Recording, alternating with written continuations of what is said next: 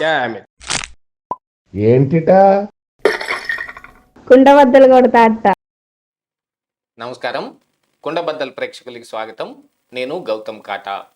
ఈ వీడియోలో నేను మీతో చెప్పాలనుకునే అంశం జగన్మోహన్ రెడ్డి దగ్గర కొత్త పీకే అంటే ప్రశాంత్ కిషోర్. అది అందరికీ తెలిసిందే. ఈ ఎన్నికల స్ట్రాటజిస్ట్గా ప్రశాంత్ కిషోర్ ఎంత పేరుగాంచాడు అని అంటే కేవలం ఈ జగన్మోహన్ రెడ్డికే కాదు, ఆ ముందు ప్రధాని ఎన్నికల్లో నరేంద్ర మోడీకి, ఆ తర్వాత మమతా బెనర్జీకి, అరవింద్ కేజ్రీవాల్కి, ఇక డిఎంకే పార్టీ స్టాలిన్కి, అందరికీ స్ట్రాటజిస్ట్గా పేరుగాంచాడు. వాళ్ళందరినీ ఈ అధికారంలో కూర్చోబెట్టడంలో ఆయన పాత్ర చాలా మెండుగా ఉంది అని అందరూ అనుకునేదే. అలాంటి ప్రశాంత్ కిషోర్ అంటే స్ట్రాటజిస్టు అంటే ప్రశాంత్ కిషోర్ అన్నట్టుగా పేరుగాంచాడు. ఈ ఎన్నికల వ్యూహ రచనలో ప్రశాంత్ కిషోర్ పాత్ర లాంటిది. మరి ఇప్పుడు జగన్మోహన్ రెడ్డి దగ్గరకు కొత్త పీకే అనంటే కొత్త స్ట్రాటజిస్టు వచ్చాడు. కొత్త స్ట్రాటజిస్ట్ ఎవరు, ఏం చేస్తూ ఉంటాడు, అసలు ఆయన అవసరం ఇప్పుడు పార్టీకి ఎంత ఉంది అనేది ఈ వీడియోలో నేను పూర్తిగా వివరిస్తాను. చివరి దాకా చూడండి. ఎన్నికలు అయిపోయిన తరువాత 24 ఎన్నికల తరువాత అప్పటి వరకు ఉన్న ఐపాక్ టీం మొత్తం సర్దేసింది. ఎటు వాళ్ళు అటు వెళ్ళిపోయారు. ఎన్నికల ఫలితాలకు ముందు జగన్మోహన్ రెడ్డి ఏం పర్వాలేదు, మనకి గ్యారంటీగా మనం అధికారంలోనే ఉంటాం అని ఈ ఎన్నికల స్ట్రాటజిస్టులు అప్పటి వరకు పనిచేసిన ఐపాక్ టీంలో ఉన్న రిషిరాజ్ సింగ్కే జగన్మోహన్ రెడ్డి ధైర్యం చెప్పాడు. అంటే ఇక్కడ ఐపాక్ ఏ మేరకు పనిచేసింది అనేది తీసేస్తే ఐపాక్ తోటి జగన్మోహన్ రెడ్డి ఏ మేరకు పనిచేయించుకున్నాడు, వాళ్ళ ద్వారా ఆయన చేయదలుచుకున్నవి ఏవి మొత్తం చేశాడు. మరి ఎన్నికల స్ట్రాటజిస్ట్ అంటే ఇలా కాదు కదా ఉండాల్సింది. ఆ నాయకుడి యొక్క లక్షణాలని బట్టి, ఆ నాయకుడికి ప్రజల్లో ఉన్న ఇమేజ్ని బట్టి వాళ్ళు ఒకటి తయారు చేస్తారు. ఆ విధంగా కొద్దో గొప్ప మార్పులు చేర్పులు చేసుకొని, ఇంతకుముందు పప్పు అని పేరు పడ్డ రాహుల్ గాంధీ ఇప్పుడు చూడండి బాగా నిప్పులాగా తయారైపోయాడు. ఇక భారత్ జోడో యాత్ర లాంటివి కానీ ఇలాంటివి ఏదో వాళ్ళు సొంతగా కొంతమంది రచించుకుంటే కొన్ని ఈ స్ట్రాటజిస్టులు చెప్పి ప్రజలతోటి మమేకం చేసే పనుల్లో ఉంటారు. ఇలాంటి వాటన్నిటినీ ఈ ప్రశాంత్ కిషోర్ సమర్థవంతంగా మేనేజ్ చేస్తాడు.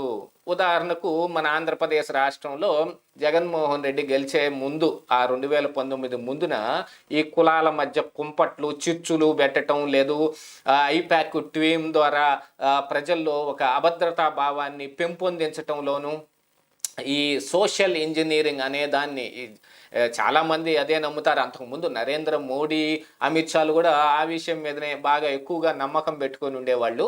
అలాంటి ఈ సోషల్ ఇంజనీరింగ్ అనే అంశంలో కూడా జగన్మోహన్ రెడ్డి దగ్గర ప్రశాంత్ కిషోర్ ఒక మంచి స్ట్రాటజీని తయారు చేసి, ఏది ఏమైనప్పటికీ సొంత నిర్ణయాల ప్రశాంత్ కిషోర్ మూలాన జగన్మోహన్ రెడ్డి అధికారంలోకి వచ్చాడు.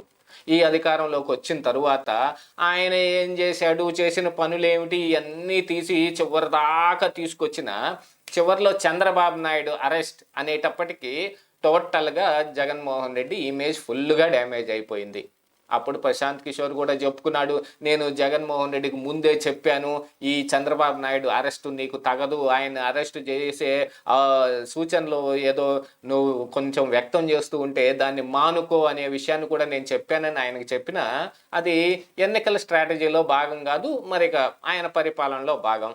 జగన్మోహన్ రెడ్డి ఏం చేయదలుచుకుంటాడో అది చేస్తాడు ఖచ్చితంగా. అది అందుకే కదా జగన్మోహన్ రెడ్డి అలాంటి వాటన్నిటిని నమ్ముకునేది. సరే, ఆ విషయం తీసి పక్కన పెడితే ఈ 24 ఎన్నికల్లో రిషిరాజ్ సింగ్ జగన్మోహన్ రెడ్డికి ఏం పని చేశాడో మనకు తెలియదు, కానీ రిషిరాజ్ సింగ్ చేత జగన్మోహన్ రెడ్డి ఏం పని చేయించుకున్నాడు అనేది ఇక్కడ ఎక్కువగా చూడాల్సిందే. అంటే స్ట్రాటజిస్టు రాజకీయ నాయకుడికి సలహాలు ఇచ్చి సూచనలు ఇచ్చి పనిచేయాల. రాజకీయ నాయకుడి సలహా సూచనల మేరకు వీళ్ళు స్ట్రాటజిస్టులు అనేవాళ్ళు ఒక యాక్చువల్గా చెప్పాలంటే డెస్క్ గుమస్తాల్లాగా పనిచేశారు. స్ట్రాటజీ ఏం చేశారు అనేది జగన్మోహన్ రెడ్డి సొంత స్ట్రాటజీని వీళ్ళు అనుసరించి పనిచేశారు.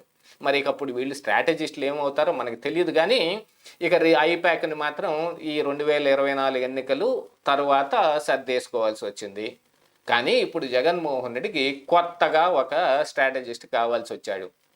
మళ్ళీ తిరిగి ఈ ఆయన ఇచ్చే సలహాల మీద జగన్మోహన్ రెడ్డి ఆధారపడతాడా, లేదు జగన్మోహన్ రెడ్డి చెప్పే పనుల మీద ఆయన ఆధారపడి వాటన్నిటిని పెంపొందించే ప్రయత్నం చేస్తాడా అనేది ఇక రానున్న కాలంలో తెలిసే విషయం అయినప్పటికీ, జగన్మోహన్ రెడ్డి ఒకే ఒక్కసారి ఈ పీకే చెప్పిన మాటలు విని ఆయన అధికారంలోకి వచ్చాడనేది మాత్రం సుస్పష్టంగా కనిపిస్తూ ఉంది. 2014లో ఎలాంటి స్ట్రాటజిస్ట్గా పనిచేసిన ఒక వ్యక్తిని ఉద్వాసన బలికేశారు.